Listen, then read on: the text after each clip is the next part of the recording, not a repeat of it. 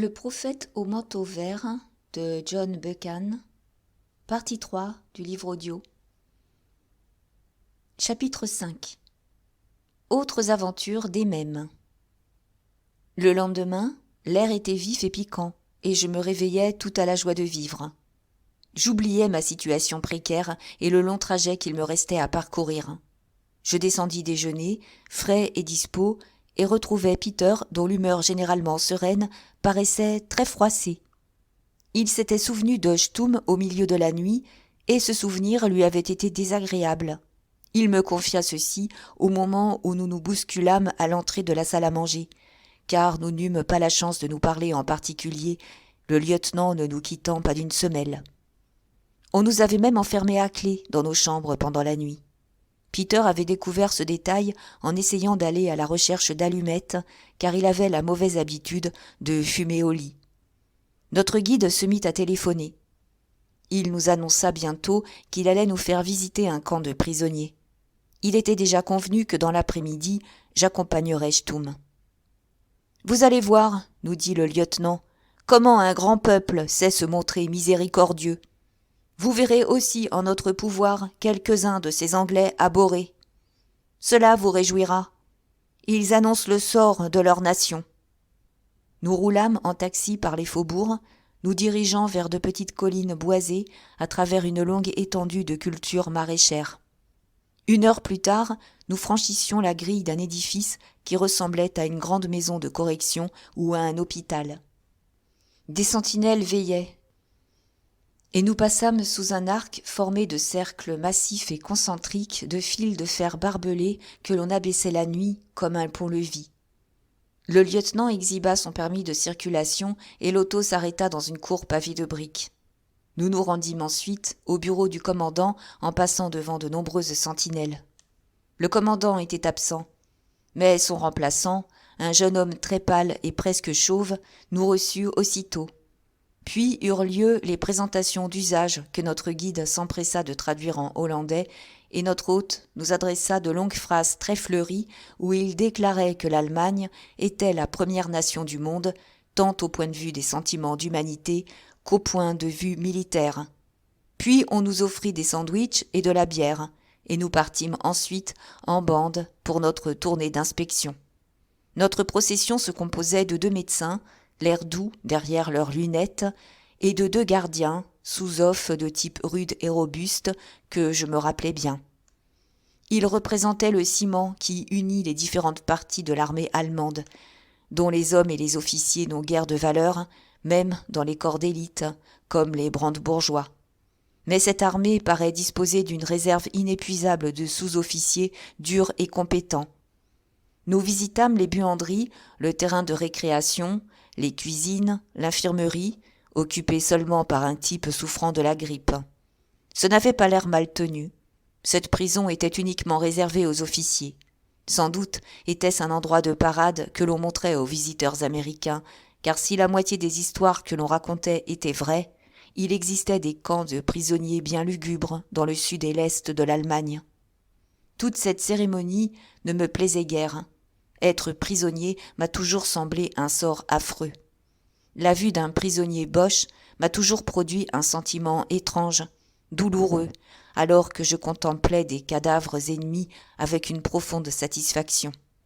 Et puis, ne courais-je pas la mauvaise chance d'être reconnu ?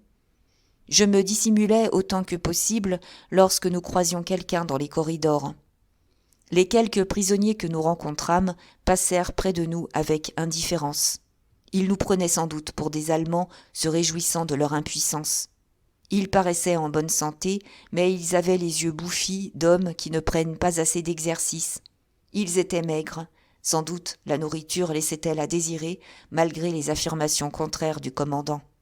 Dans une salle chauffée par un tout petit poêle, des prisonniers écrivaient des lettres. Dans une autre, un homme faisait une conférence à une douzaine d'auditeurs et traçait des chiffres sur un tableau noir. Quelques-uns des prisonniers portaient leurs costumes kaki, d'autres étaient vêtus de tous les vieux habits qu'ils avaient pu ramasser. La plupart se drapaient dans des manteaux, car le sang s'appauvrit lorsqu'on n'a rien à faire qu'à espérer, contre tout espoir, à songer à ses amis et au passé. J'avançais, écoutant le bavardage du lieutenant ou les exclamations bruyantes du délégué du commandant, lorsque je faillis mettre une fin rapide à mon entreprise. Nous traversions une salle de convalescents.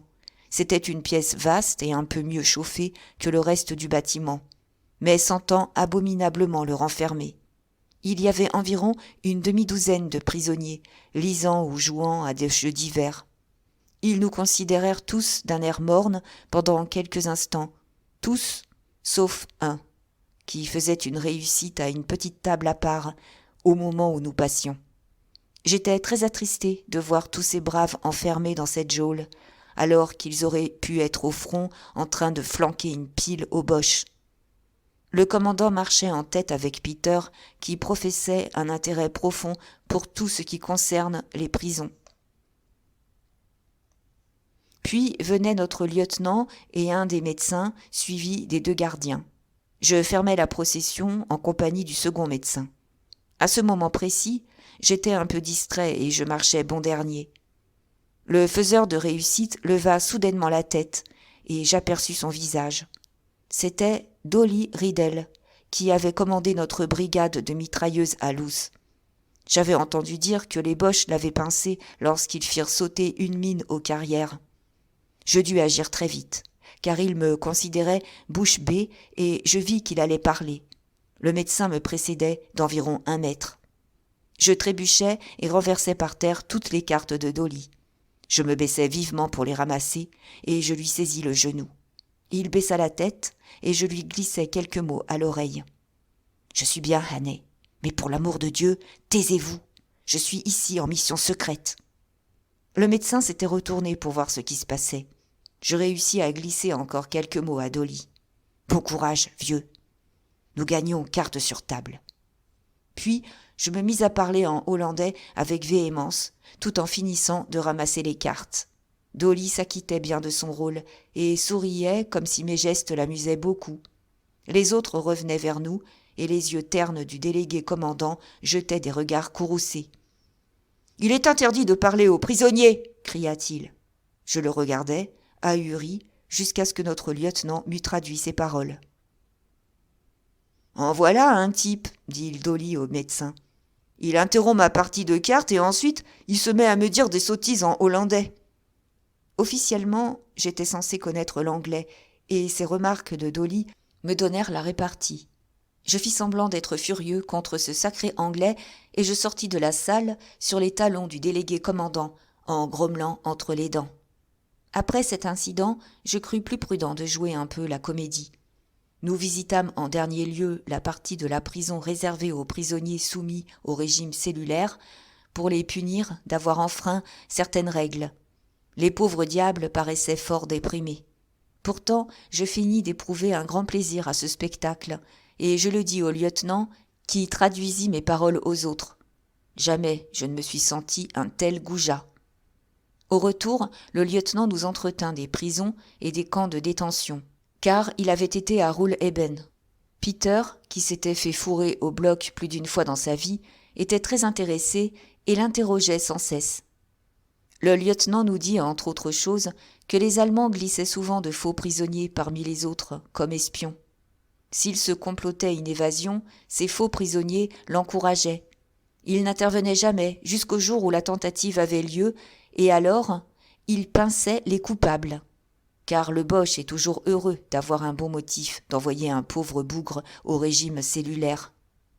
Je me séparai de Peter cet après-midi-là. Il demeura avec le lieutenant, tandis qu'un sergent de la Landsturm m'emmenait à la gare avec ma valise. Peter était fort grognon et je n'aimais guère la tournure que prenaient nos affaires. Mais je me rassérénais un peu en apprenant que j'allais accompagner Sturm. Il croyait donc que je pouvais lui être utile, puisqu'il désirait me revoir. Et s'il avait l'intention de se servir de moi, il devrait forcément me montrer son jeu. J'aimais Sturm à peu près autant qu'un chien aime un scorpion, et pourtant je recherchais sa compagnie. Je ne l'aperçus pas sur le quai de la gare, où la présence de mon compagnon de la Landsturm m'évita tout ennui. Je l'attendis. Une grande cohue de soldats passait devant moi et s'engouffrait dans les wagons à l'avant du train. Un officier m'ordonna rudement de m'éloigner et de me tenir derrière une barrière de bois. Je lui obéis, et je vis tout à coup Stumm qui me considérait. « Vous connaissez donc l'allemand » demanda-t-il vivement. « Oh, à peine quelques mots, répondis-je nonchalamment.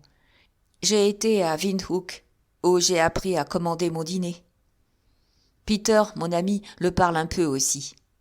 Zo, répondit-il. Eh bien, montez vite. Pas dans ce wagon-là, imbécile, dans celui-ci. J'obéis. Il me suivit et on referma la porte à clé derrière nous, précaution bien inutile, car la vue du profil de Stumm, s'encadrant dans la fenêtre, eût suffi pour faire hésiter le plus téméraire. Je me demandais si j'avais éveillé ses soupçons. Il me fallait faire très attention à ne trahir aucune connaissance de l'allemand, s'il lui prenait tout à coup la fantaisie de m'interroger dans cette langue. Cela ne me serait guère facile, car je connaissais l'allemand aussi bien que le hollandais. Nous traversâmes la campagne, mais je ne vis rien du paysage, car les vitres étaient couvertes de givre. Stumm était tout occupé à parcourir certains papiers et il me laissa la paix. Voyant une affiche qui interdisait aux voyageurs de fumer, je tirai immédiatement ma pipe afin de montrer que je ne connaissais pas l'allemand.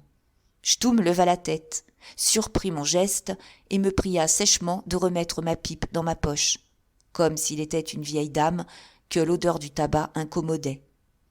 Au bout d'une demi-heure, je m'ennuyais royalement, car je n'avais rien à lire et ma pipe était verboten. De temps à autre, quelqu'un passait dans le couloir, mais personne n'entrait dans notre compartiment.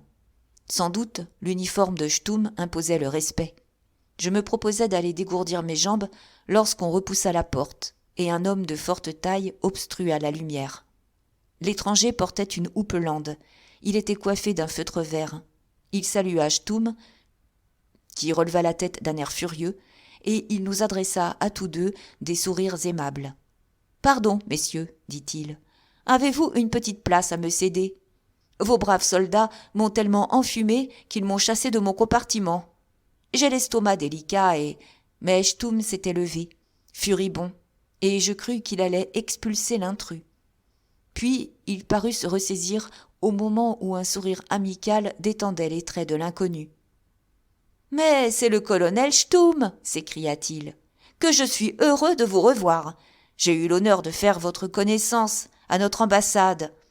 Je crois que M. Gérard n'a guère apprécié notre conversation d'hier soir. » Et le nouveau venu se laissa choir sur la banquette qui me faisait face.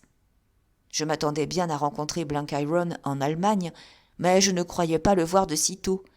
Il me regardait fixement de ses grands yeux vagues, débitant des platitudes à Stumm qui éclataient presque, tant il faisait d'efforts pour se montrer courtois. Quant à moi, je pris un air revêche et méfiant. « Les choses traînent un peu à Salonique, » dit M. Blenkiron pour engager la conversation. Stumm indiqua une affiche qui prévenait les officiers d'éviter de discuter les opérations militaires en wagon avec le premier venu. « Tous mes regrets, » dit Blenkiron. « Je ne sais pas lire votre langue monumentale. Mais je devine que cet avis aux intrus ne s'applique ni à vous ni à moi, car je présume que monsieur est votre ami. » Je pris un air menaçant en fixant sur l'Américain un regard chargé de méfiance. « C'est un Hollandais, » expliqua Stumm. « C'est un Boer. Il est malheureux car il n'aime pas entendre parler anglais. »« Nous sommes d'accord sur ce point, » déclara Blenkiron cordialement. « Qui a dit que je parlais anglais ? Je parle l'américain le plus pur. Allons, courage, mon ami. Je hais John Bull plus qu'un serpent venimeux. Le colonel peut vous le dire. » Je n'en doutais pas. À ce moment, notre train ralentit en entrant dans une gare. Stumm se leva et se dirigea vers la porte. « Au revoir, Herr Blenkiron » cria-t-il par-dessus son épaule. « Ne parlez pas anglais en voyage si vous voulez éviter des désagréments. » Je le suivis précipitamment, mais Blenkiron me rappela. « Hé, l'ami » cria-t-il. « Vous oubliez votre valise !» Et il me tendit mon sac. Mais il ne parut pas me reconnaître, et je le vis qui s'installait dans un coin, la tête penchée sur la poitrine, comme s'il allait s'endormir. Il jouait bien son rôle. Une automobile nous attendait, une grande auto militaire toute grise, et nous nous lançâmes à une allure vertigineuse sur des mauvaises routes forestières. Stum avait remis ses papiers dans son portefeuille et de temps à autre, il m'adressait quelques mots à propos de notre voyage. « Je ne suis pas encore fixé à votre sujet, Brandt, me dit-il. Vous êtes ou un imbécile, ou un vaurien, ou un brave garçon. Si vous êtes un vaurien, nous vous fusillerons. » « Et si je suis un imbécile, demandai-je. Nous vous enverrons soit sur l'Isère, soit sur l'Advina. Vous ferez de l'excellente chair à canon. Vous ne pouvez le faire sans mon consentement, déclarai-je. Ah, vous croyez, dit-il avec un méchant sourire. N'oubliez pas que vous êtes citoyen de nulle part. Techniquement, vous êtes un rebelle. Les Anglais vous pendront si vous tombez en leur pouvoir, en admettant qu'ils aient encore quelque bon sens. Vous êtes à notre merci, mon ami, et nous disposerons de vous comme il nous plaira. Il se tut un instant, puis il dit d'un ton méditatif. Mais je ne crois pas que vous soyez un imbécile. Vous êtes peut-être un vaurien. Or, certains vauriens sont fort utiles. D'autres sont hissés au bout d'une corde. Nous saurons bientôt à quelle catégorie vous appartenez. Et si je suis un honnête homme ? Vous aurez la chance de servir l'Allemagne. C'est assurément le plus grand privilège qui soit donné à aucun être humain. Et cet homme étrange prononça ces paroles avec une sincérité vibrante qui me fit une véritable impression. L'auto quitta l'ombre des arbres et pénétra dans un parc. Dans le crépuscule, j'aperçus une maison qui ressemblait à un chalet suisse démesuré. Elle était pourvue d'une sorte de voûte, d'un faux pont-levis et d'une terrasse munie de créneaux en stuc. L'auto stoppa devant une porte gothique où nous attendait un homme maigre, d'un certain âge, vêtu d'un veston de chasse. J'examinai notre hôte, comme nous pénétrions dans le hall éclairé. Il était très basané et légèrement voûté, comme quelqu'un qui va beaucoup à cheval. Ses cheveux poivre et sel étaient rejetés en désordre, sa barbe était inculte et ses yeux bruns étaient très myopes. « Soyez le bienvenu, colonel, dit-il. Vous amenez sans doute l'ami dont vous m'avez parlé ? Voici le Boer, répondit Stum. Il s'appelle Brandt. Brandt, vous voyez devant vous Herr Godian. Je connaissais ce nom. Naturellement. Peu de gens de ma profession l'ignorent. C'est celui d'un des plus grands ingénieurs du monde. Godian a construit les chemins de fer de Bagdad et de Syrie et les nouvelles voies dans l'Afrique orientale allemande. Il est une autorité en matière de construction tropicale. Il n'ignore rien de l'Asie et de l'Afrique, et je me rendis compte qu'on m'avait amené chez lui afin qu'il pût me tirer les vers du nez. Une servante très blonde me mena dans une chambre, au parquet usé et aux fenêtres qui semblaient s'ouvrir par un système contraire à tous ceux que j'avais vus en Allemagne jusqu'à ce jour. Lorsque je me fus débarbouillé, je descendis dans un hall tout orné de trophées de voyage. Gibas, derviches, boucliers massaï et une ou deux belles têtes de buffle. Une cloche retentit bientôt et Stum apparut avec son hôte. Nous allâmes souper. J'avais grand faim et j'aurais fait un fameux repas si je n'avais pas été constamment sur le qui-vive. Stum et Godian parlaient allemand et Stum me traduisait les questions qu'on me posait. Il me fallait donc faire semblant de ne rien comprendre et m'amuser à regarder distraitement la chambre tandis qu'il causait. Mais je devais aussi faire attention à ne pas perdre une syllabe de leur conversation, car tout dépendait de ce que je pourrais surprendre. De plus, il me fallait toujours être prêt à répondre à des questions imprévues, en ayant soin de donner l'impression que je n'avais pas suivi la conversation. Mes répliques devaient être aussi intelligentes que possible, afin de convaincre Stum et Godian que je pouvais leur être utile. Tout cela exigeait beaucoup d'attention. Il me semblait être un témoin à la barre, soumis à un interrogatoire des plus serrés, ou un joueur s'efforçant de jouer 3 parties d'échecs en même temps. J'entendis Stum raconter à Godian la substance de mon projet. L'ingénieur fit un signe négatif de la tête. « Trop tard, dit-il. On aurait pu entreprendre cela au début. Mais nous avons négligé l'Afrique. Vous savez pourquoi ? » Stum se mit à rire. « La von Einem ? Peut-être. Pourtant, son charme travaille assez bien. » Godian me jeta un regard. J'étais tout occupé par une salade d'oranges. « J'ai des choses à vous raconter à ce sujet, dit-il, mais cela peut attendre. Votre ami a pourtant raison de dire que l'Ouganda est un point sensible chez les Anglais. Si nous leur y portions un coup imprévu, tout l'Empire en tremblerait. Mais comment frapper ? Ils tiennent toujours la côte et nos renforts diminuent de jour en jour. » Il nous est impossible d'envoyer des renforts. Mais avons-nous épuisé toutes les ressources locales ? Répondit Stum. Je ne puis arriver à m'en assurer. Zimmermann est affirmatif sur ce point, mais Tressler ne partage pas son avis. Voici ce garçon qui nous tombe du ciel et qui confirme mes doutes. Il me semble connaître son affaire. Interrogez-le un peu. Gaudian se mit à me questionner d'une façon très serrée. J'étais juste assez renseigné pour lui répondre, et je crois que je mentirais à mon honneur. J'ai eu une mémoire prodigieuse, et au cours de ma vie, j'ai rencontré de nombreux chasseurs et pionniers dont j'ai écouté les récits. Il me fut donc assez facile de prétendre que je connaissais tel ou tel endroit, même lorsque je n'y avais jamais mis les pieds. D'ailleurs, à un moment donné, j'avais été sur le point d'entreprendre une affaire dans la région du lac Tanganyika, et je m'étais assez bien documenté sur cette partie de l'Afrique. Vous dites qu'il vous est possible, avec notre aide, de fomenter des troubles contre l'Angleterre sur les 3 frontières, dit enfin Gaudian. Je puis propager l'incendie à condition que d'autres l'allument, répondis-je. Mais il existe des milliers de tribus sans aucune affinité entre elles, objecta-t-il. Ce sont tous des Africains, et vous admettrez avec moi que les peuplades africaines se ressemblent toutes sur ce point. Elles perdent facilement la raison, et la folie de l'une affecte l'autre. Les Anglais le savent bien, du reste. Et où allumeriez-vous l'incendie ? Là où le combustible est le plus sec, vers le nord, parmi les peuplades mahométanes.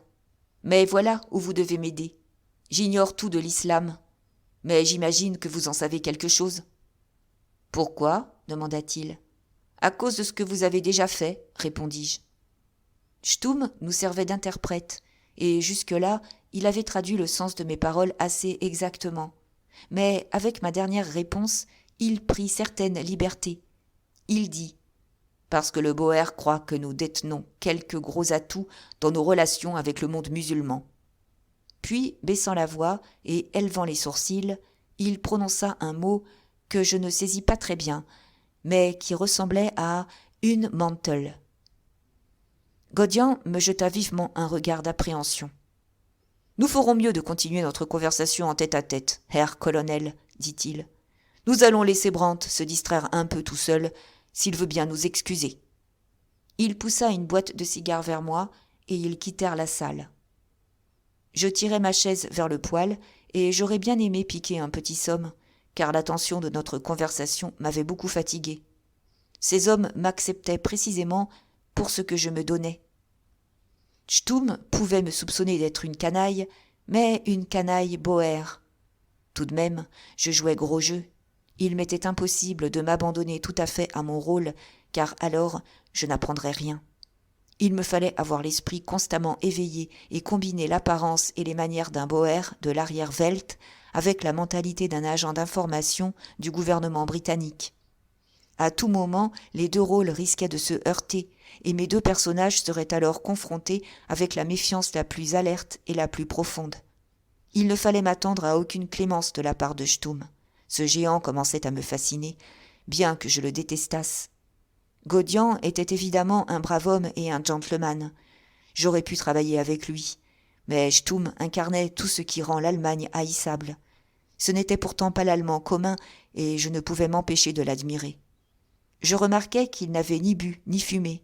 Sa grossièreté ne tenait donc pas à des appétits charnels. J'avais entendu dire, dans le sud-ouest africain, que la cruauté était sa manie. Mais il y avait d'autres éléments en lui, par exemple cette espèce de patriotisme farouche qui devient une religion. Je me demandais pourquoi il n'avait pas un haut commandement au front, car il avait la réputation d'être un bon soldat. Il était sans doute très calé dans sa partie, quelle qu'elle pût être. Le sous-secrétaire d'État s'était effacé devant lui, et il était clair que Gaudian, tout célèbre qu'il était, lui témoignait du respect. Sans doute, la bizarre tête piriforme de Stum abritait-elle un puissant cerveau. Assis près du poêle, je m'efforçais de voir si j'avais découvert le moindre filon se rapportant à ma véritable mission. Jusqu'à présent, je ne trouvais rien. Stum avait parlé d'une femme, von Einem, qui appartenait à son service. C'était peut-être la même que cette Hilda à laquelle il avait fait allusion la veille chez le sous-secrétaire d'État. Cela ne signifiait pas grand-chose. C'était sans doute la femme de quelque ministre ou ambassadeur qui aimait à se mêler de grands politiques. Si seulement j'avais pu saisir le mot que Schthoum avait murmuré à Gaudian, le mot qui avait fait tressaillir ce dernier, je n'avais perçu qu'un son ressemblant à une mantle, ce qui ne me disait rien. La chaleur me fit sommeiller et je commençai à me demander ce qu'étaient devenus mes amis. Où se rendait Blenkiron et que faisait-il à cet instant même ? Il était évidemment à tu et à toi avec les ambassadeurs et je me demandais s'il avait fait quelque découverte. Que faisait Peter ? J'espérais ardemment qu'il se conduisait bien, car je craignais qu'il ne se rendît pas compte de la délicatesse de notre mission. Et où était Sandy ? Sans doute roulait-il dans la cale de quelque chalutier grec sur la mer Égée. Je songeais ensuite à mon bataillon, campé quelque part sur le front entre Hulluch et la Bassée, tout occupé à taper sur le Bosch, tandis que je me trouvais à environ 800 kilomètres au-delà de la frontière allemande. C'était une pensée comique, si comique qu'elle me réveilla. Après avoir essayé en vain de ranimer le feu, car il faisait une nuit glaciale, je me levai et j'arpentai la pièce. Je vis les portraits de deux bons vieillards, sans doute les parents de Gaudian. Il y avait aussi des agrandissements de travaux d'ingénieurs et un bon portrait de Bismarck. Et tout près du poêle, j'aperçus un étui contenant des cartes montées sur des cylindres. J'en tirai une au hasard. C'était une carte géologique de l'Allemagne. Je m'assurai, non sans quelque peine, de l'endroit où je me trouvais. J'étais extrêmement éloigné de mon but et nullement sur la route de l'Asie. Pour m'y rendre, il me fallait d'abord aller en Bavière et de là en Autriche. Je notai que le Danube coulait vers l'est et me souvins qu'il menait vers Constantinople. J'examinai ensuite une autre carte qui contenait toute l'Europe, depuis le Rhin jusqu'à la Perse.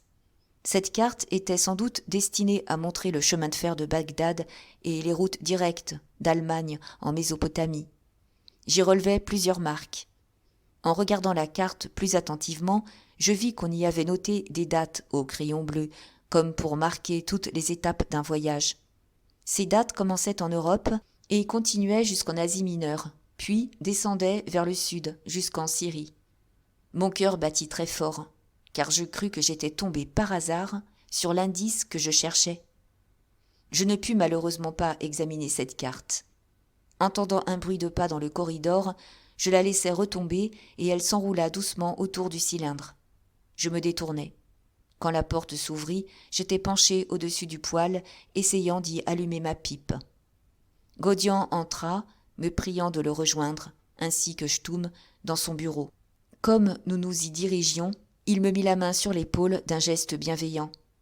Je crois qu'il trouvait que Schthoum me malmenait et qu'il désirait me faire comprendre qu'il était mon ami. Seulement, il ne savait s'exprimer autrement que par une tape sur l'épaule. Nous trouvâmes le colonel accoudé à la cheminée, dans sa position habituelle. Sa mâchoire formidable était projetée en avant d'une façon particulièrement agressive. « Écoutez, dit-il, Herr Gaudian et moi sommes disposés à nous servir de vous. Vous êtes peut-être un charlatan. Dans ce cas, si vous vous trouvez dans un vilain embarras, ce sera uniquement de votre faute. Si vous êtes une canaille, nous veillerons à ce que vous ne puissiez utiliser votre talent. Si vous êtes un imbécile, vous seul en souffrirez. Mais si vous êtes un honnête homme, vous aurez une chance loyale. Nous ne vous oublierons pas si vous réussissez. Je retourne demain chez moi. Vous m'accompagnerez afin de recevoir mes instructions. » J'eus de la peine à lui faire le salut militaire. Gaudian se mit à me parler d'une voix aimable, comme s'il désirait atténuer la rudesse de Schthoum. « Voyez-vous, Herr Brandt, nous aimons notre patrie, dit-il. Vous n'appartenez pas à cette patrie, mais pourtant vous détestez ses ennemis. Nous sommes donc alliés, et en tant qu'alliés, nous avons confiance l'un en l'autre. Notre victoire est ordonnée par Dieu, et nous ne sommes que ses instruments. » Schthoum me traduisit ceci d'une voix solennelle.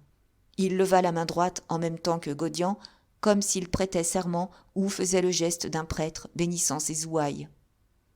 Alors je me rendis compte de la puissance de l'Allemagne. Elle produit des hommes bons et mauvais, des goujats et des gentlemen, mais dans tous, elle sait infuser un peu de fanatisme. Chapitre 6. Les indiscrétions des mèmes. Le lendemain matin, Stum entra chez moi en coup de vent, tandis que, debout, tout nu au milieu de ma chambre à coucher glacée, j'essayais de prendre mon bain dans environ 1 litre d'eau. Il marcha droit sur moi et me dévisagea fixement. Et comme j'avais une demi-tête de moins que lui et qu'on n'a guère d'assurance, privée de celle que nous donnent vos habits, il avait décidément l'avantage sur moi. « J'ai d'excellentes raisons de croire que vous êtes un menteur, gronda-t-il. Je m'enveloppais tant bien que mal dans le couvre-pied. Je grelottais, car les serviettes allemandes sont grandes comme des mouchoirs de poche. J'avoue que j'avais une forte frousse. « Un menteur, répétait-il. Et ce cochon de Pinard aussi. Je lui demandais ce que nous avions fait, d'un ton que je m'efforçais de rendre aussi hargneux que possible. Vous avez menti, car vous m'avez dit que vous ne connaissiez pas l'allemand. Votre ami le sait pourtant assez bien pour tenir des propos séditieux et blasphématoires. Cette nouvelle me rendit du courage. Je vous ai dit que je connaissais quelques mots d'allemand, et j'ai ajouté hier à la gare que Peter le parlait un peu. Je me félicitais de cette remarque fortuite. Il s'en souvint sans doute, car son ton se radoucit un peu. « Vous êtes de fiers roublards, répliqua-t-il. Si l'un de vous est un vaurien, pourquoi l'autre ne le serait-il pas ? Je ne suis aucunement responsable de Peter, dis-je. Et en disant ces mots, je me traitais de goujat, bien que dès le début de notre entreprise, nous eussions convenu d'agir ainsi. Je sais depuis longtemps que c'est un grand chasseur et un brave, ajoutai-je. Je sais qu'il s'est battu vaillamment contre les Anglais. Mais je ne pourrais rien vous en dire de plus. Il faut le juger vous-même. Qu'a-t-il fait ? Alors, Stum me raconta ce qu'il venait d'apprendre par téléphone, et il voulut bien me permettre d'enfiler mon pantalon tandis qu'il me parlait. C'était bien ce que j'avais pu prévoir. Peter, laissé seul, s'était d'abord ennuyé, puis il était devenu imprudent. Ayant persuadé le lieutenant de le mener souper dans un grand restaurant berlinois, il s'était enivré, sans doute sous l'influence des lumières et de la musique, qui étaient des nouveautés pour un chasseur de l'arrière-Welt. Depuis que je connaissais Peter, ceci lui arrivait une fois tous les 3 ans, et toujours pour la même raison. Solitaire et ennuyé, Peter avait fait la bombe. Il avait la tête solide comme un rocher, mais il parvenait à la condition désirée en procédant à des mélanges fantastiques. Pris de vin, il demeurait toujours un gentleman et n'était jamais violent, mais sa langue se déliait facilement. C'est ce qui était arrivé à la franciscana. Il avait, paraît-il, débuté en insultant l'empereur. Il but d'abord à sa santé, mais déclara ensuite qu'il lui rappelait un port à verrue. Cette affirmation froissa le lieutenant. Puis un officier, personnage fort important, assis à une table voisine, se plaignit que Peter parlait trop haut. Peter lui répondit fort insolemment en excellent allemand. Après cela, les choses s'embrouillèrent. Il y eut une bagarre au cours de laquelle Peter calomnia l'armée prussienne et tous ses ascendants féminins. Je ne comprends pas comment il ne fut pas abattu, si ce n'est que le lieutenant affirma hautement que c'était un boer à demi fou. En tout cas, Peter fut mis au violon, et je me trouvais dans de bien vilains draps. « Je ne crois pas un mot de toute cette histoire, déclarai-je résolument. J'étais complètement habillé et me sentais beaucoup plus courageux. Il s'agit d'un guet-apens, repris-je, pour l'amener à se mettre dans son tort afin de pouvoir l'envoyer au front. À mon étonnement, Stum ne tempêta pas à cette déclaration. Il se contenta de sourire. C'est ce qu'il attendait depuis que je l'ai vu pour la première fois, déclara-t-il. Il ne peut nous être utile qu'un fusil en main. C'est de la chair à canon, et rien de plus. Vous imaginez-vous, imbécile, qu'au beau milieu de la guerre, ce grand empire s'amusera à tendre des pièges à un vulgaire tacard ? Je m'en lave les mains, dis-je. Si ce que vous me dites est exact, je ne veux y être mêlé en aucune façon. Pourtant, c'était mon compagnon, et je lui veux du bien. Que vous proposez-vous d'en faire ? Nous le garderons à vue, répondit-il avec une méchante contraction de la bouche. J'ai dans l'idée que cette histoire cache des dessous qui n'apparaissent pas tout d'abord. Nous allons nous renseigner sur les antécédents de Herr Pinard, et sur les vôtres aussi, mon ami, car nous vous avons à l'œil. Alors, je fis ce que j'avais de mieux à faire. partagé entre l'inquiétude et le dégoût, je me fâchais pour de bon. « Voyons, monsieur, m'écriai-je, j'en ai assez. Je suis venu en Allemagne, haïssant l'Angleterre, souhaitant lutter pour vous. Mais vous ne me donnez guère de raison de vous aimer. Depuis 2 jours, vous me traitez avec la méfiance la plus insultante. Herr Gaudian est le seul homme propre que j'ai rencontré jusqu'ici. Cependant, je suis prêt à continuer cette affaire et à travailler de mon mieux, parce que je crois qu'il y a en Allemagne beaucoup d'hommes qui lui ressemblent. Mais par Dieu, je ne lèverai pas un doigt pour vous. » Il me regarda très fixement pendant un moment. « Vos paroles sonnent vraies, » dit-il d'une voix courtoise. « Vous feriez mieux de descendre déjeuner. » J'étais sauvé pour l'instant, mais je me sentais très déprimé. Quel serait le sort de mon pauvre Peter ? Je ne pouvais l'aider, même si je le voulais, et du reste, mon premier devoir était de me souvenir de ma mission. Je lui avais fait comprendre cela très clairement à Lisbonne, et nous étions d'accord sur ce point. Cependant, c'était affreux de songer que ce vieux brave était à la merci du peuple qu'il haïssait le plus. Je me réconfortais en me disant qu'il ne pouvait pas grand-chose contre lui. S'il l'envoyait au front, et il ne pouvait rien faire de pire, il s'échapperait, car je parierais qu'il saurait se faufiler à travers toutes les lignes possibles. Et ce n'était pas très drôle pour moi non plus. Je compris tout ce que sa compagnie signifiait, maintenant que j'allais en être privé. J'étais absolument seul, et cela ne me plaisait guère. Il me semblait que j'avais autant de chances de rejoindre Blencaron et Sandy que de m'envoler à la lune. Après déjeuner, on me dit de m'apprêter. Lorsque je demandais où j'allais, Stum m'enjoignit de me mêler de ce qui me regardait. Je me souvins cependant qu'il avait parlé, la veille, de m'emmener chez lui et de m'y donner des instructions. Je me demandais où il habitait. Lorsque nous partîmes, Gaudian me donna une tape amicale sur l'épaule et me serra la main. C'était un homme de premier ordre, et j'étais un peu honteux de songer que je le trompais. Nous montâmes dans la même auto grise et le domestique de Stum s'assit à côté du chauffeur. Il gelait ferme. Les champs nus étaient couverts de givre et les sapins en étaient tout poudrés. Nous suivîmes une autre route que celle de la veille et, après avoir franchi environ 10 kilomètres, nous parvînmes à une petite ville pourvue d'une gare très importante. C'était l'embranchement d'une grande ligne. Nous montâmes dans le train après 5 minutes d'attente. Stum devait être bien connu, car nous occupâmes de nouveau un wagon réservé, bien que le train fût bondé. Je passais 3 nouvelles heures d'ennui mortel. Je n'osais fumer et je me bornais à regarder par la fenêtre. Nous traversâmes bientôt un pays accidenté couvert de neige. C'était le 23 décembre. Bien qu'on fût en guerre, il y avait dans l'air la joie de Noël. Je remarquais des jeunes filles portant des brassées de houx et de verdure. Lorsque nous nous arrêtions à une gare quelconque, tous les soldats permissionnaires avaient un air de fête. L'Allemagne centrale était infiniment plus animée que Berlin ou que les provinces de l'Ouest. Les visages des vieux paysans et des femmes vêtues de leurs habits du dimanche me plurent. Mais je remarquai que leurs traits étaient tirés, comme creusés.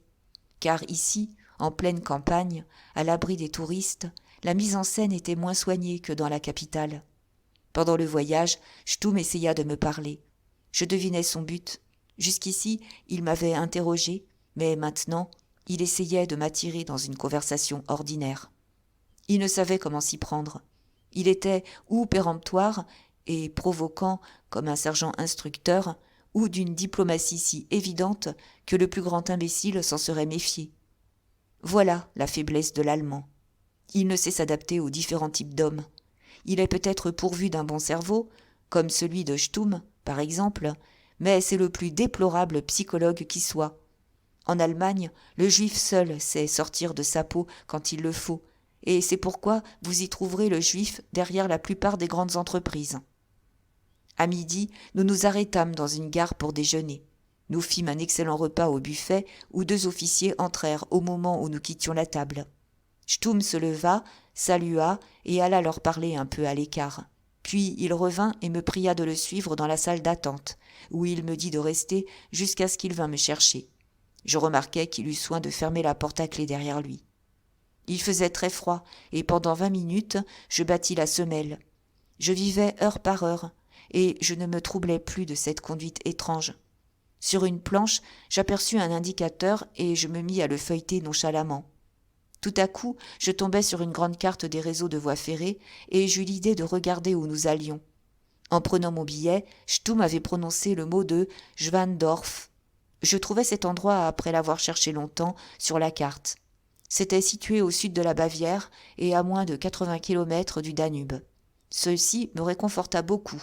Si Stum habitait là, il m'enverrait sans doute commencer mes pérégrinations par la ligne qui allait à Vienne, et de là en Orient. Peut-être parviendrais-je à Constantinople, après tout. Je craignais cependant que ce fût bien inutile, car une fois là, qu'y ferais-je ? Et peut-être Stum allait-il me faire quitter l'Allemagne sans que j'eusse découvert le moindre indice. La porte s'ouvrit et Stum entra. Il semblait avoir encore grandi et portait la tête encore plus haut que d'habitude. Ses yeux brillaient orgueilleusement. « Brandt, dit-il, vous allez avoir le plus grand privilège qui ait été jamais accordé à quiconque de votre race. Sa Majesté impériale passe par ici, et elle s'y est arrêtée quelques instants. L'empereur m'a fait l'honneur de me recevoir et, après avoir entendu votre histoire, il a exprimé le désir de vous voir. Vous allez me suivre et être admis en sa présence. N'ayez pas peur, Sa Majesté est gracieuse et pleine de miséricorde. Répondez virilement à ces questions. » J'obéis. Mon cœur battait plus précipitamment. Quelle chance inespérée! Un train stationnait à l'extrémité de la gare, un train formé de 3 wagons chocolat et rehaussés d'or. Près du train, sur le quai, se tenait un groupe d'officiers, vêtus de longs manteaux gris-bleu. Ils étaient pour la plupart d'un certain âge, et il me semblait en reconnaître 2 ou 3 d'après les journaux illustrés. À notre approche, ils se séparèrent et nous nous trouvâmes vis-à-vis d'un seul homme. Il était un peu au-dessous de la taille moyenne et emmitouflé dans un manteau épais au col de fourrure. Il portait un casque d'argent surmonté d'un aigle et sa main gauche s'appuyait sur un sabre. Sous le casque, son visage, dans lequel brillaient ses yeux sombres et inquiets, cernés de bouffissures, était couleur de papier gris. Impossible de ne pas le reconnaître, car son visage est celui qui est le mieux connu dans le monde entier depuis Napoléon. Je me tins raide comme un tisonnier et fis le salut militaire. J'avais tout mon sang-froid et j'étais extrêmement intéressé. J'aurais bravé fer et feu pour vivre pareil moment. J'entendis Stum qui disait « Majesté, voilà le Boer dont je vous ai parlé. »« Quelle langue connaît-il » demanda l'empereur. « Le hollandais, répondit Stum, mais comme il vient de l'Afrique du Sud, il parle aussi l'anglais. » Un spasme douloureux contracta le visage de l'empereur. Puis il m'adressa la parole en anglais. « Vous venez d'un pays qui sera encore notre allié afin de mettre votre épée à notre service.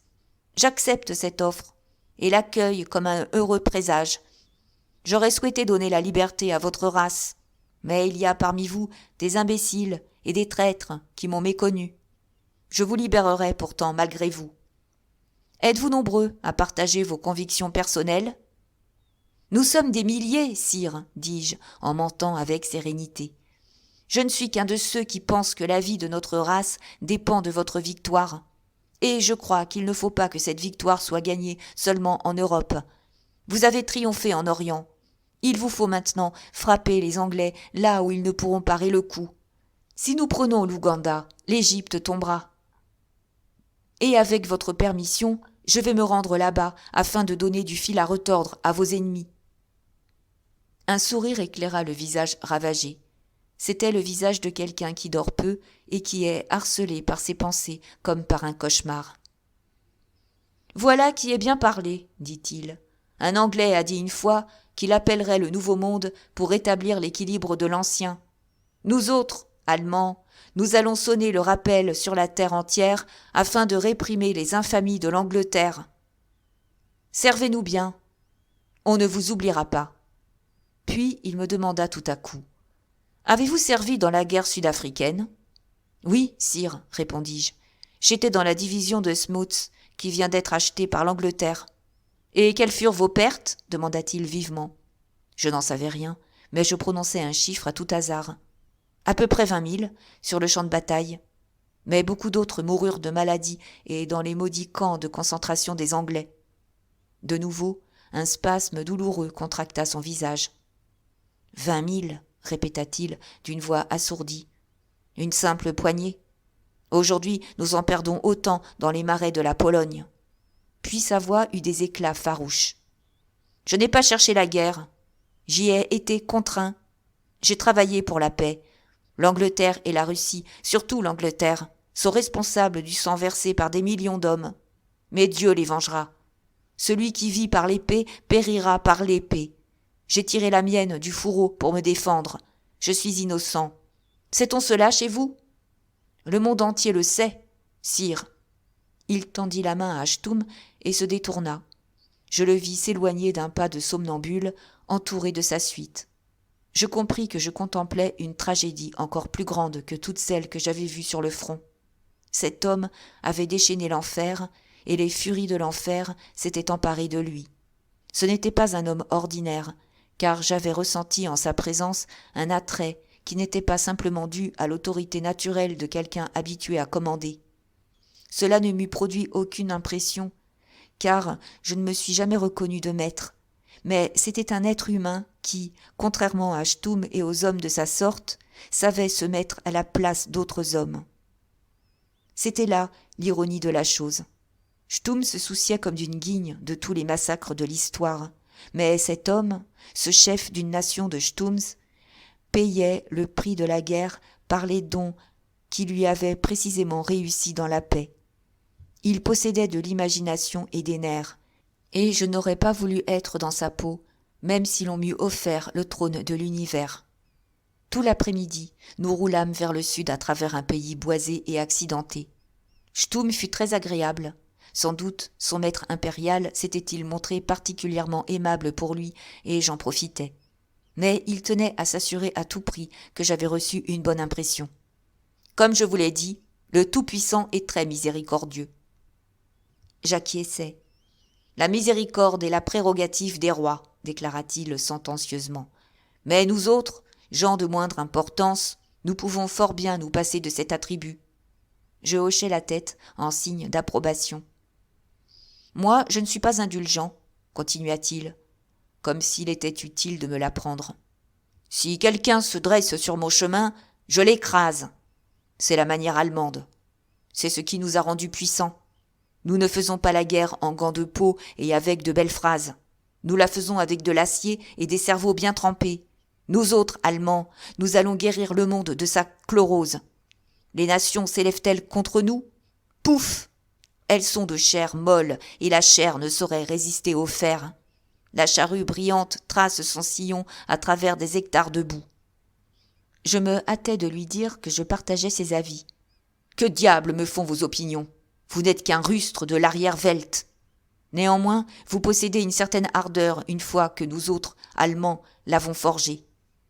Le crépuscule d'hiver tombait. Nous avions quitté les collines et nous traversions maintenant un pays très plat.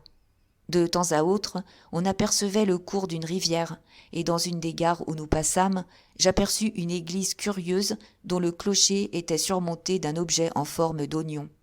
C'eût presque pu être une mosquée, à en juger d'après certains dessins que j'avais vus, et je regrettais amèrement n'avoir pas accordé plus d'attention autrefois à la géographie. Nous nous arrêtâmes bientôt, et Chtoum me précéda.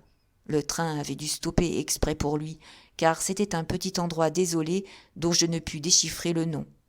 Le chef de gare faisait des courbettes, et une automobile munie de gros phares nous attendait. Un instant plus tard, nous glissions à travers de grands bois couverts d'une couche de neige beaucoup plus épaisse que dans le nord. L'air était assez vif, et au tournant, on dérapait facilement. Nous n'allâmes pas très loin. Après avoir gravi une petite colline, l'auto s'arrêta à la porte d'un grand château sombre qui paraissait énorme dans la clarté hivernale. Aucune lumière n'éclairait la façade. Un vieillard nous ouvrit la porte avec 1000 difficultés et on le réprimanda pour sa lenteur. L'intérieur du château était très ancien et d'allure noble. Chtoum tourna la lumière électrique et je vis un grand hall rempli de sombres portraits vernissés d'hommes et de femmes vêtus à la mode d'autrefois. Les murs étaient ornés de trophées de chasse. La domesticité paraissait très réduite. Le vieux serviteur nous informa que le dîner était servi. Nous entrâmes sans plus tarder dans la salle à manger, autre pièce très vaste, dont les lambris de chêne étaient surmontés de murs de pierre brute. Nous trouvâmes des viandes froides placées sur une petite table près du feu. Le serviteur apporta bientôt une omelette au jambon et nous soupâmes. Je me souviens que l'eau fut notre seule boisson. Je fus intrigué que Schthoum pût soutenir son corps puissant par un régime aussi sévère, car il appartenait au type d'homme qu'on s'attend à voir lamper des seaux de bière et faire une seule bouchée de pâtés entiers. À la fin du repas, il sonna le vieux serviteur et lui dit que nous passerions le reste de la soirée dans son bureau. « Fermez tout et allez vous coucher dès que vous le voudrez, dit-il. Mais que le café soit prêt demain matin à 7 heures précises. » Dès l'instant où j'étais entré dans ce château, j'avais éprouvé la sensation désagréable d'être enfermé dans une prison. Je me trouvais seul avec un individu qui pouvait me tordre le cou et qui le ferait sans hésiter s'il le voulait. Berlin et les autres endroits m'avaient fait l'impression d'être, pour ainsi dire, en rase campagne. Il me semblait que je pouvais y circuler librement et prendre la clé des champs si les choses tournaient mal. Mais ici, j'étais pris au piège, et je devais à tout moment me répéter que j'étais l'hôte de Schthoum, son ami et son collègue. En fait, je craignais Schthoum, je l'avoue. C'était un type que je ne connaissais pas et qui ne me plaisait guère. J'eusse préféré qu'il s'enivrât un peu. Nous montâmes au premier étage et parvînmes à une pièce à l'extrémité d'un long corridor. Schthoum ferma la porte à clé derrière lui et posa la clé sur la table. Je fus tout déconcerté par l'aspect de cette pièce, tant il était imprévu. Loin de présenter la sombre austérité des salles du bas, elle était toute pleine de couleurs, de luxe et de lumière. Elle était très grande, mais peu élevée, et les murs étaient ornés de petites niches contenant des statues. Un épais tapis de feutre gris recouvrait le plancher. Les fauteuils étaient bas et moelleux. Un feu flambait dans la cheminée et il y avait dans l'air un relent de parfum qui faisait songer à de l'encens ou à du bois de santal brûlé. Une pendule posée sur la cheminée marquait 8h10. Il y avait des bibelots à profusion, partout, sur les petites tables et dans des vitrines. À première vue, on eût dit que c'était le boudoir d'une femme. Mais jamais main de femme n'avait touché les murs de cette chambre. C'était la pièce d'un homme ayant un goût pervers pour les choses délicates et efféminées. C'était le complément de sa brutalité et de sa rudesse. Je commençais à deviner la bizarrerie de mon hôte, bien connu dans l'armée allemande. Cette pièce me fit l'effet d'un endroit horriblement malsain et je redoutais Schthoum plus que jamais. Schthoum sembla humer le confort de la pièce comme un animal satisfait. Puis il s'assit devant un écritoire, ouvrit un tiroir et en retira quelques papiers. « Ami Brandt, me dit-il, nous allons décider votre affaire. Vous allez vous rendre en Égypte et vous y recevrez des ordres de la personne dont le nom et l'adresse sont dans cette enveloppe.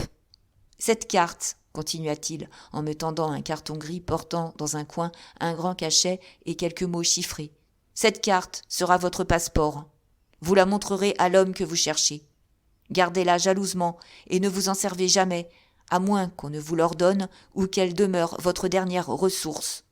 C'est votre insigne d'agent accrédité auprès de la couronne d'Allemagne. » Je pris le carton et l'enveloppe et les serrai avec soin dans mon portefeuille.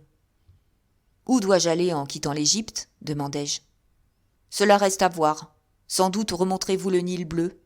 Riza, l'homme que vous rencontrerez, vous donnera vos directives.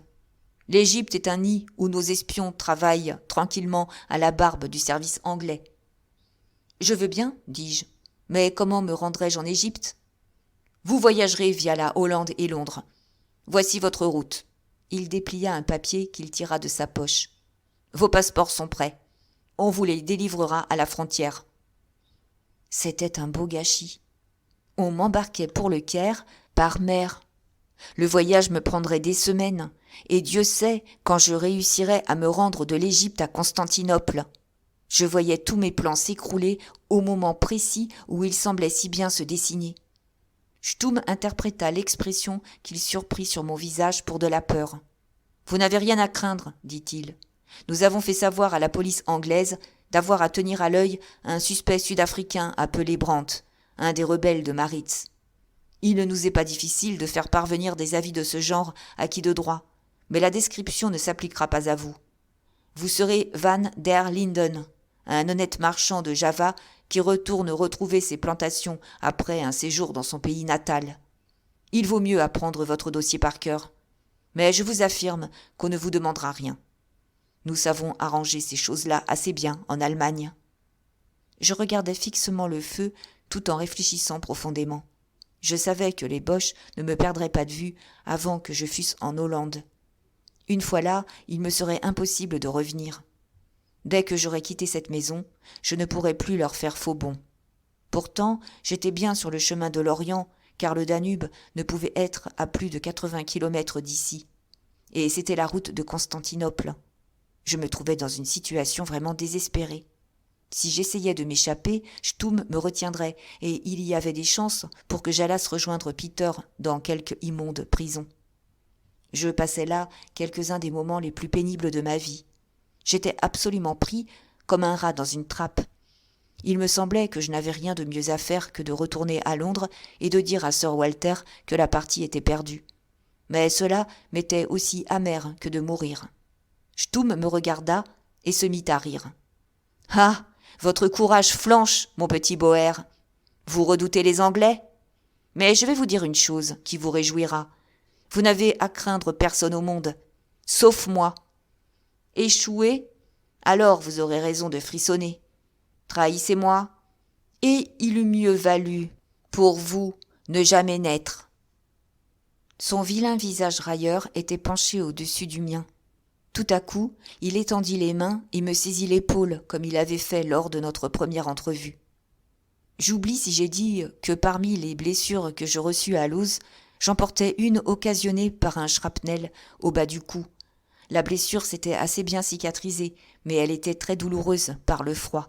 Les doigts de Sturm se crispèrent dessus et la douleur fut intolérable. La ligne de démarcation séparant le désespoir de la rage folle et fort étroite. J'avais presque renoncé à la partie lorsque la douleur dans mon épaule réveilla ma résolution.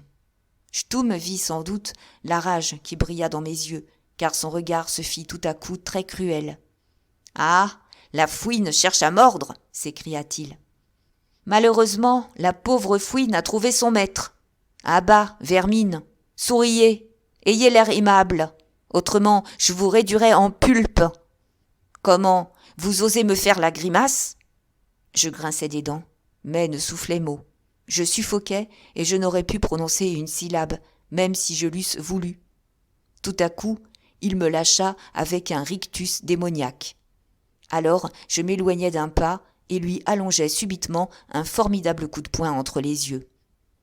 Un instant, il ne se rendit pas compte de ce qui était arrivé.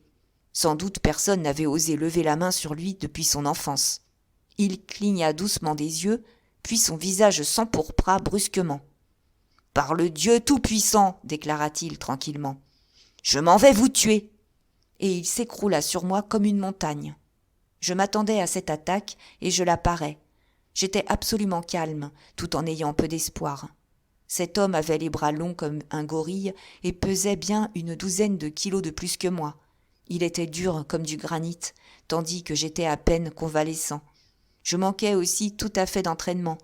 Il me tuerait certainement s'il le pouvait, et je ne voyais rien qui pût l'en empêcher. Il me fallait à tout prix éviter d'en venir aux prises avec lui, car il écraserait mes côtes en 2 secondes. Il me semblait que j'étais plus vif et plus léger que lui, et puis je visais juste. Black Monty de Kimberley m'avait appris à me battre. Mais il n'y a pas d'art qui puisse empêcher un grand homme d'acculer un adversaire plus petit lorsqu'il lutte dans un espace restreint. C'était le danger qui me menaçait. Nous bondîmes silencieusement l'un devant l'autre sur le tapis épais. Il ne savait pas comment se défendre et je lui allongeai quelques bons coups. Puis je remarquai une chose étrange. Chaque fois que je le touchais, il clignotait et s'arrêtait quelques instants. Je devinais pourquoi. Il avait traversé la vie en suivant toujours le haut du trottoir et personne ne lui avait jamais tenu tête.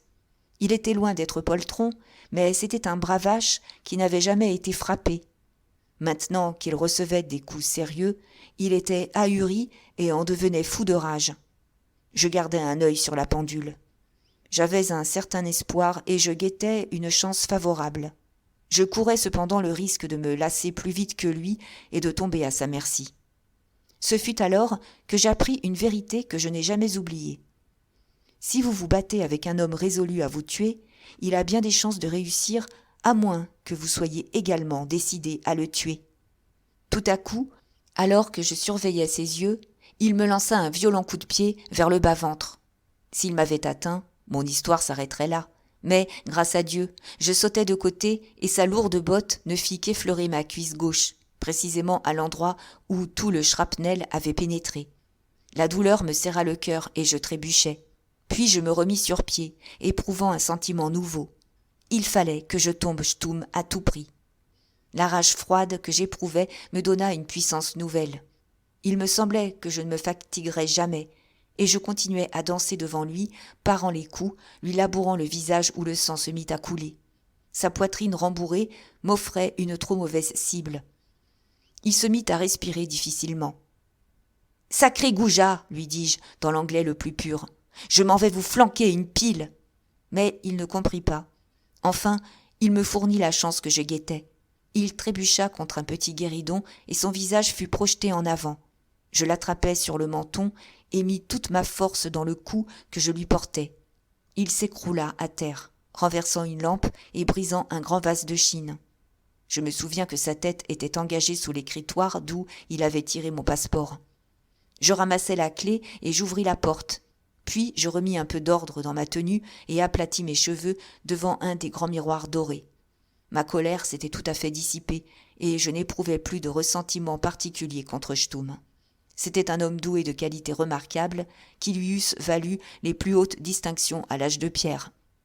Je sortis et refermai la porte à clé derrière moi. Puis je commençai la deuxième étape de mon voyage.